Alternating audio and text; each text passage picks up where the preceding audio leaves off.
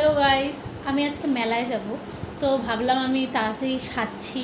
উনি গেছিলেন প্রাইভেটে, ঠিক আছে। আমি ভাবছি যে আজকে ওকে নিয়ে যাব না, ঠিক আছে। এর আগের দিন অনেক টাকা খরচা করছে ও আমার, তো আমি ভাবছি আমি আজকে একাই যাব।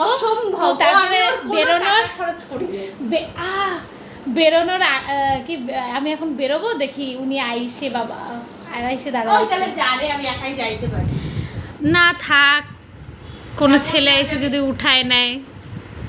হ্যাঁ সুন্দর না রে, সুন্দরের জন্য না।